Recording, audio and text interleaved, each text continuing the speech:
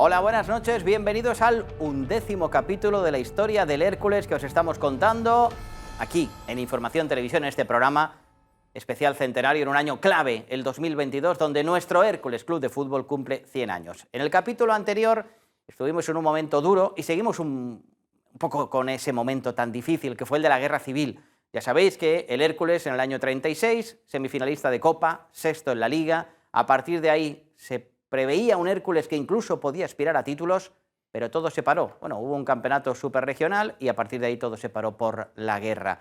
David Martín hace que todo salga perfecto y el que nos lo cuenta todo perfecto es nuestro historiador herculano Vicente Vestre. Bienvenido, Vicente, buenas noches. Buenas noches, Gonzalo. Nos quedamos en el último capítulo, si no recuerdo mal, que se decidió hacer se para la Liga, la Federación decide que no va a haber competición, pero Cataluña y Valencia, donde todavía no había llegado la primera línea de fuego de la guerra, decidió hacer una competición entre la Federación Catalana y Valenciana, medio pseudo oficial. El Hércules fue invitado, pero finalmente el Hércules, por problemas de la guerra, decidió no participar en esa competición.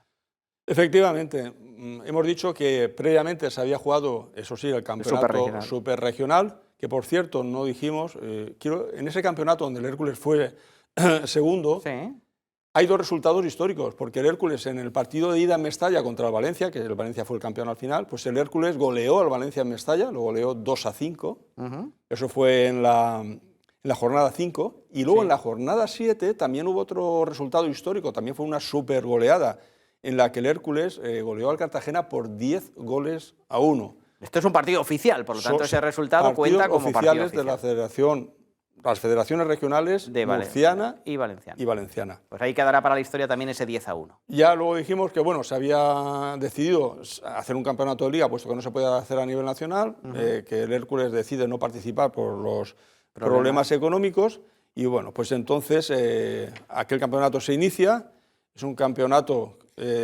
donde juegan solo los equipos de Cataluña y de Valencia, es decir, que ahí estaban el Barcelona, el Español, estaba el Girona, estaba el Valencia, el Levante, y el Hércules, como renunció, pues su lugar lo ocupó el Castellón. Ahora vamos a ver la primera imagen, donde corresponde a la clasificación final de aquella liga, que está abajo, ganó el Barcelona. El Barcelona al final fue el campeón. Esto también viene, también de estos periódicos republicanos de aquella época, es aquí donde recogen aquella competición de la Liga Mediterráneo que ganó el Fútbol Club Barcelona. Liga que, insisto, no va a contarle al Barça nunca como liga, porque solo era valenciano y catalán y es un poco una pseudo competición. Pues mira, fíjate, hasta incluso en este siglo, en el siglo XXI, recientemente el Barcelona ha intentado que ese campeonato de Liga... Me lo he imaginado, por eso lo he puesto. Que se le contara, ¿no? Se le contara. Pero no es justo porque no participaron grandes equipos. Entre otras cosas, no participó el Real Madrid, por decirlo fácil y sencillo. En primer lugar, no era una competición nacional, claro, una competición amparada por la Real Federación Española de Fútbol, correcto. Por lo tanto, no contaba como competición oficial. Por otro lado, también incluso algunos equipos, como el Español, entre otros, alinearon a jugadores que habían salido de sus clubes anteriores en el año 35-36, se habían desplazado a Cataluña, que es una zona más segura, y sin ficha y teniendo contrato con otros equipos, disputaron esa competición. No es una competición, está muy adulterada por la guerra. Adulterada totalmente, y por eso, aunque el Barcelona lo ha intentado que se le reconociera como un título más de liga, nunca se le ha otorgado ese título. A las 3 semanas de iniciarse esta Liga del Mediterráneo, en la que el Hércules no participa, a las 3 semanas, el 22 de febrero del 37, el Hércules iba a jugar ya su último partido durante ese periodo de 3 años de la Guerra Civil. 22 de febrero, el Hércules jugó un partido contra el Eldense en el estadio Bardín.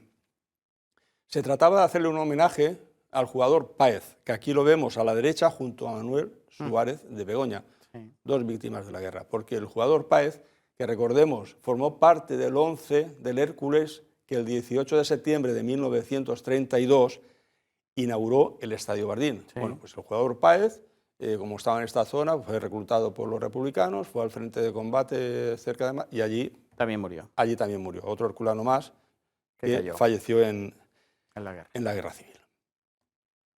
Y aquí ya no vamos a ver más partidos, ¿no? Después de este. No, porque ya el 22 de febrero del 37, ya hasta junio, julio del 39, ya no hay partidos. Ya no habría más partidos. Había más de 2 años ya donde el Hércules cerró las puertas y ahí no se volvió a jugar. Otro jugador que también nos dejó en la guerra fue Mendizábal, que aquí también lo vemos al lado de Pérez. Mendizábal, aquí lo vemos en el campo de San Mamés, en el partido que el Hércules disputó en la Liga 35-36. Ramón de Mendizábal, pues bueno, le pilló la guerra por la parte centro de Madrid y lo reclutaron para el ejército de los nacionales, de los golpistas. Sí. Lo reclutaron. Y entonces él era piloto de aviación, le dieron el cargo de alférez y falleció en un accidente de su avión. No fue en combate, como muchos libros de la historia de Hércules cuentan que falleció en el frente de Córdoba en un combate y tal. No. Fue un accidente. Fue un accidente que tuvo sobrevolando la ciudad de Badajoz, el avión le falló, cayeron en picado, él y el copiloto fallecieron y además que también se llevaron por delante la vida de varias personas que estaban, porque cayó en la ciudad, incluso una niña de 7 años falleció en ese accidente. Como anécdota también, anécdota triste de su familia, decir que su hermano, el hermano de Ramón, que se llamaba Rafael Mendizábal, también era piloto, en este caso con un grado superior a él, su hermano era capitán. Su hermano también tuvo la desgracia de que lo cogieron prisionero en la zona de Cataluña, zona republicana en aquel momento, y bueno, una vez hecho prisionero, pues lo que hicieron fue fusilarlo. Y aquí vemos precisamente la esquela que su madre, la madre de los dos, de Ramón y de Rafael, publicó en Madrid, en el ABC, donde justamente al año de producirse la muerte de ambos, el primer aniversario, y los dos, pues uno en el 38 y el otro en el 39, los dos fallecieron, Ramón y su hermano. Ya no vamos a contar más víctimas del Hércules, ahora ya nos vamos a ir al 1 de junio de 1937. El 1 de junio, hemos dicho que en febrero el Hércules jugó su último partido, en febrero del 37. Y febrero, marzo, 3 meses después, en junio, el presidente del Hércules, que había puesto la comisión de incautación, y el secretario, que en aquella época era Agustín González, publicaron una circular en la prensa, donde manifestaban que con los pocos socios que permanecían en el club y la escasa asistencia de público a los partidos que se programaban, era imposible continuar. Y con esa circular ya el 22 de febrero dejaron de jugar y oficialmente en julio el Hércules cerró las puertas. Cuando cerraron las puertas, vamos a referirnos a este hombre, a José Navarro, alemán, del que después vamos a enseñar un documento firmado por él. Bueno, pues este hombre fue el encargado, junto al secretario Agustín González, de recoger todos los trofeos, fichas, documentación, uniformes. Lo que había vivo de la historia. Sí, y sacarlos, meterlos en un coche, sacarlo todo, y se los llevó a un chalet que él tenía en San Vicente del Raspey. Gracias a eso, pues todo aquello se pudo recuperar. Se salvaron y se pudieron recuperar cuando finalizó la guerra. Luego enseñaremos un documento de él. Con el avance de las tropas nacionales, de los generales golpistas y tal, hacia la zona del Mediterráneo, bueno, pues ya mucha gente ya empezó a salir de España. Pues ¿por qué? Porque si al principio habían sido perseguidos unos, ahora iban a ser perseguidos los otros. Entonces, como les iba la vida en ello, pues empezaron a salir de España. Uno de ellos, el eterno capitán Manolo Maciá. Manolo Maciá, como había sido representante y el que administraba el dinero en la época república, nada más producirse el golpe de Estado y bueno, estaba señalado. Sí, estaba señalado. Y entonces, con buen criterio, cogió un barco y se marchó a Francia. Aquí en esta imagen, bueno, pues lo vemos pues con esa, ¿no? Mirando el horizonte, ¿no? Diciendo, fíjate, en pocos meses, en poco tiempo, de lo que éramos, y ahora me tengo que ir de España, me tengo que ir de Santa Pola. Una imagen pues un poco melancólica. Manolo Maciá se fue a Niza, allí se estableció, y mira, ahí lo vemos ya jugando con el Niza, en Francia. O sea, que jugó al fútbol allí, claro. Jugó al fútbol, sí. Es el que está en el centro de los jugadores, ahí viendo cómo disparan al portero de su equipo. Es una imagen también que tiene un valor incalculable porque es un jugador de la historia del Hércules, de los primeros históricos de verdad, que le vemos aquí con la camiseta jugando en Niza. De un equipo francés. Bueno, pues yo creo que, Gonzalo, mira, aquí ya vamos a dejar lo que es ese periodo sin fútbol. De la guerra civil, y ya vamos a iniciar lo que, una vez finalizada la guerra, lo que es la temporada 1939-40. Bueno, pues aquí vemos el Hércules de aquella temporada 39-40 ya, y lo vemos en el campo de la Mía, precisamente, jugando un partido amistoso de pretemporada. Aquí había como que reconstruir un Hércules para jugar en primera división. Claro, porque el Hércules continuaba, la federación respetaba la plaza a todos los equipos. Por lo tanto, el Hércules estaba en primera y el Hércules iba a continuar en primera división. Todos los clubes españoles retomaban la actividad, pero con enormes dificultades, ¿no? Porque muchos con los daños sufridos en los estadios, ¿no? Otros con la muerte de jugadores, entrenadores, directivos, técnicos, otros que habían salido de España y que luego ya no iban a volver. Bueno, lo primero que hicieron las nuevas autoridades políticas del nuevo régimen fue restaurar todas aquellas propiedades que habían sido incautadas en el año 36, por lo que a don Renato Bardín y a los antiguos directivos del Hércules se les devolvió en principio. Bueno, se reunieron en casa de Eladio Pérez del Castillo, que era el presidente del que Hércules, tuvo que dejarlo, tuvo que dejarlo, pues regresó. Y Bardín también volvió. Volvió a su cargo de presidente. Sí. Don Renato Bardín también regresó a España. Regresó a España, recuperó todas sus propiedades y se puso otra vez al frente del club para volver a relanzarlo, ¿no? Se hizo una reunión en casa del presidente, de Eladio Pérez, y allí ya empezaron a acordar cuáles iban a ser las estrategias y cómo iban a retomar todo aquello. Lo primero, bueno, pues fue comprobar el estado del estadio Bardín. Afortunadamente, al contrario de otros campos, pues el estadio Bardín había permanecido sin daños. No había bombardeado a nadie. Nada, no habían daño, no había expolios así importantes. Pues, lo típico, pues a lo mejor muebles y cosas, pero, pero que todo era subsanable. Sí que es verdad que, claro, lo que es el césped estaba totalmente seco. Eso sí, que hubo que resembrar el césped, hacer una limpieza, descentrar el estadio y ya estaba listo para utilizarlo. Hubieron otros equipos, como por ejemplo fue el Real Oviedo, que también tenía plaza en primera, que el estadio estaba hecho, bueno, era ruina total. Incluso hasta una trinchera atravesaba el terreno de juego. Era imposible jugar. ¿Qué hizo el Oviedo? El Oviedo lo que hizo es, oye, yo no puedo, no te preocupes, te respetamos tu plaza y al año que viene a jugar en primera. Le dieron un año de cadencia, digamos. Entonces había una plaza vacante. Los dos equipos que descendieron la temporada anterior, el Atlético de Madrid y el Osasuna, pues uno de los dos se iba a quedar con la plaza. Se iba a quedar con esa plaza. Los dos querían quedarse con la plaza. ¿Qué hicieron? Un partido. Ah, curioso. Sí. Atlético de Madrid, Osasuna. que en el 40 ya no era Atlético de Madrid, se llamaba Atlético Aviación. Aviación, correcto. Atlético Aviación. Se fusionaron dos equipos, el Aviación y el Madrid, y el Atlético. Jugaron un partido y ahí se iban a disputar ¿Quién ocupaba la plaza del Oviedo, que al año siguiente llegaría a Primera División? Pues casualidad, que quien ganó esa eliminatoria, que fue el Atlético Aviación, luego fue el campeón de Liga. Ese fue el que luego ganó la Liga. Sí. Curioso. Es decir, se salvó del descenso. Porque el Oviedo no tenía campo. Jugó un partido y luego acabó ganando una Liga. Efectivamente. Que esa sí se le cuenta al Atlético de Madrid, aunque fuera el Atlético de Aviación. Hombre, claro, porque era una competición oficial. Una competición oficial. Bien, pues ya el Hércules ya disponía del terreno de juego, ya estaban los directivos al pie del cañón. Bueno, pues lo primero que vamos a contratar un entrenador, porque el entrenador había fallecido. Y se contrata a un jugador, a Luis Surroca, que es el que está aquí, un jugador porque en la temporada del ascenso había formado parte de la plantilla, incluso había participado en algún partido, no muchos, pero algún partido sí que participó. Entonces, como ya era de los más mayores, se lo confió a él. Él será el entrenador. Igual que se lo confió a Manuel Suárez de Begoña anteriormente. Un poco la misma, pasar de un jugador a entrenador. Efectivamente. Surroca, solamente compitió lo que es la regional, el campeonato regional, porque luego, para lo que es ya la primera división, ahí ya se contrata a este otro hombre que vemos aquí, que es Pachi Gamborena. Pachi Gamborena era un histórico del fútbol.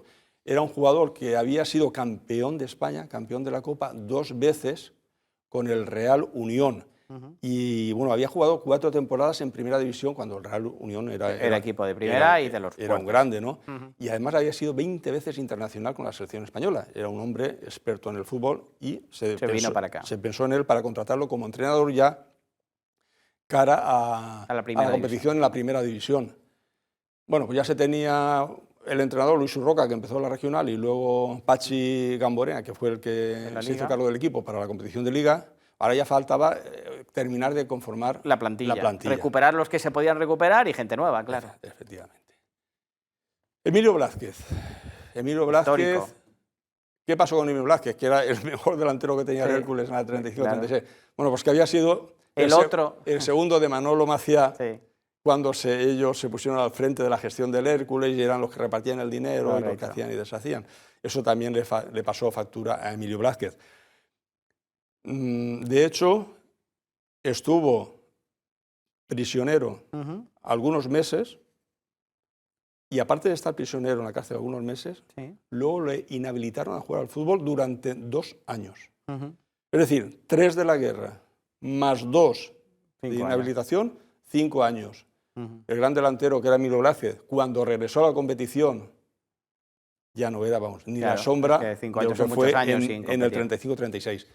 Los canarios sí, los canarios vinieron todos, vinieron los 5.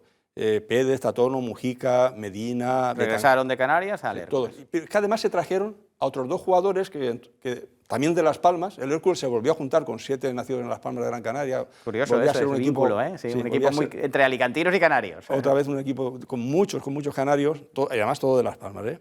Y trajeron a dos jugadores que entonces pues jugaban y ellos veían que para el Hércules podían servir. Que se trataba del Pino y de Perdomo.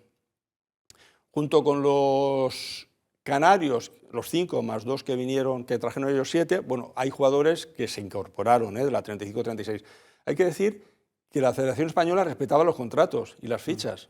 Si tú tenías ficha con el Hércules, en el 35-36 tenías que incorporarte al Hércules, salvo que negociaras una salida. Una rescisión o una salida. Bueno, pues el de los jugadores que vinieron, pues Tormo, Aparicio, Salas, Salvador, Irles, Cervera y Maciá. Maciá se había ido, como hemos dicho, hemos visto en Nantes en una foto. Se había ido a Francia, ¿verdad? Pero sin embargo, don Renato Bardín quiso recuperarlo. Para recuperarlo, bueno, pues había que hacer gestiones a nivel político, porque él tenía causas pendientes. Y don Renato Bardín le envía una carta a Manolo Maciá, que vamos a leer solamente un poquito nada más, ¿no? Alicante, 24 de mayo del año de la victoria, estamos hablando de 1939. Señor don Manuel Maciá Sempere, Niza, le envía una carta donde él estaba. Querido Manolo, ya estoy otra vez al pie del cañón, sano y salvo, y dispuesto a reanudar nuevamente las tareas de nuestro querido Hércules, que hoy necesita de la ayuda y del espíritu de sacrificio de todos, para volver a ser nuevamente, no igual, sino más de lo que era. He hablado con su padre, etcétera, etcétera, etcétera. Bueno, le pedía un poco que regresase a Alicante, sí, ¿no? Y además le dice que le remite una documentación para que él, tanto en el consulado como luego en la frontera, no tenga problema. Los presentara, por si tenía algún problema, pues además era documentación firmada por miembros del gobierno de entonces, de la Falange, es decir, que eran documentos de peso. Con validez y sin ningún problema para que él pudiera regresar legalmente a España. Efectivamente. Bueno, pues Manolo Maciá regresa.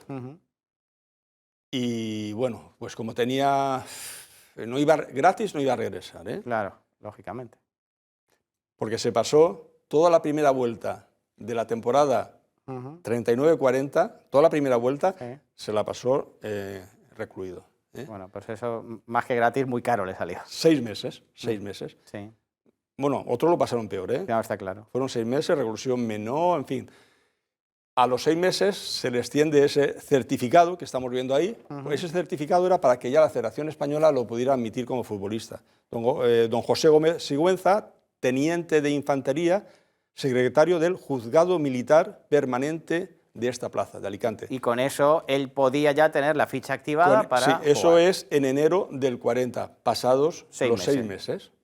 Por lo tanto, Manolo Maciá ya en febrero del año 40, en la segunda vuelta, ya se reincorpora al equipo, juega en Sevilla su primer partido Sevilla. y la verdad es que lo hizo, en fin, Lo hizo era bien. un deportista y como había estado en activo... Claro, en el antes había estado jugando... En Niza, perdón. Sí, en Niza, en él Francia. no había estado tantos años parado. Claro, entonces él estaba en forma y bueno, Sí, podía estuvo jugar. 6 meses recluido, pero bueno, fue en enero, en febrero ya con un mes se puso en forma Sí, y y a empezó a jugar.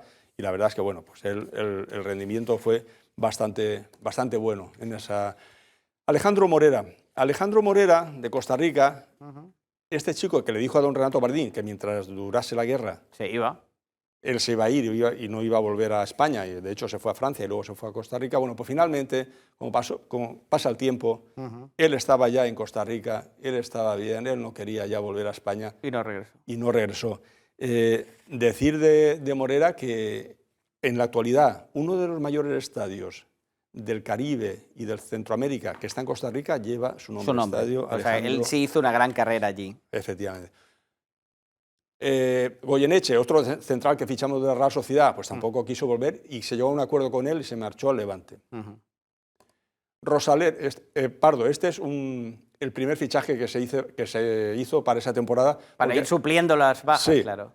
Pero bueno, vamos a hacer una cosa, Gonzalo. Esto de Pardo lo vamos a dejar ya para el próximo programa. Nos quedamos aquí. Sí, nos vamos a quedar con Goyeneche. Ha salido volando Goyeneche. Que Goyeneche... Mira, perdona un momento. Sí, puedes cogerla. O sea, Goyeneche, que fue... Es que lo vamos a mostrar aquí porque no sale en la imagen. ¿Vale? Goyeneche, ahí lo vemos, vale. Foto a color, ¿eh? Sí, Goyeneche es de Barcelona, se queda en Barcelona.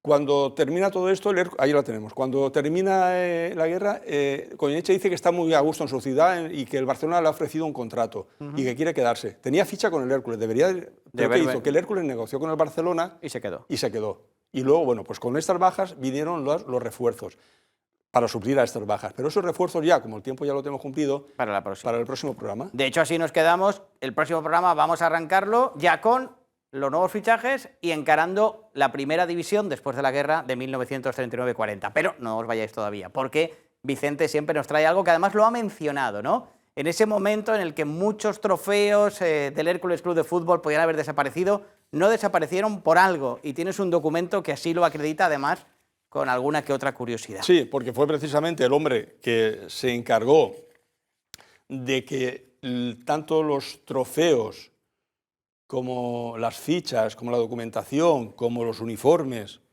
todo estuvieran aquello a buen recaudo, digamos.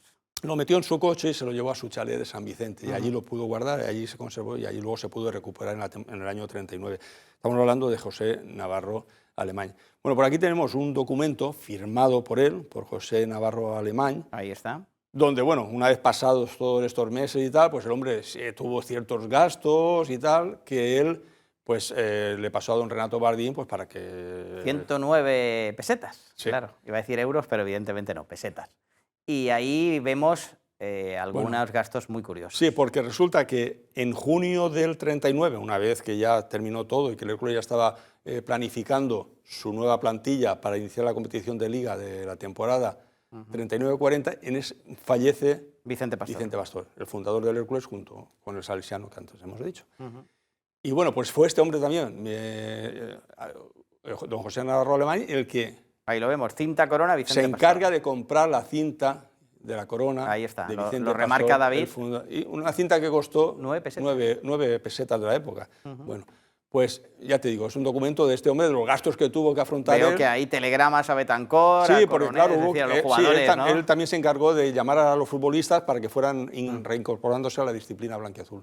Otro documento impresionante, porque todo lo que trae aquí Vicente Mestre son documentos históricos y que tienen un valor incalculable porque encima son de una época muy dura, es la época de la guerra, y gracias a estos documentos no se perdió todo y se pudo ir regenerando el Hércules, que a partir del próximo capítulo, que será el 12, lo vamos a analizar ya en 1939, donde por supuesto el Hércules conservaba la primera división. Así que la semana que viene, Vicente, otra vez somos un Hércules de primera. Ya hablaremos ya de los fichajes para la 39-40 y del desarrollo de aquella temporada. Y analizaremos el Hércules de primera, que es el que más nos mola, aunque por supuesto, como veis, lo estamos contando absolutamente todo. Así que la semana que viene os espero aquí en un nuevo capítulo del Centenario del Hércules. Buenas noches.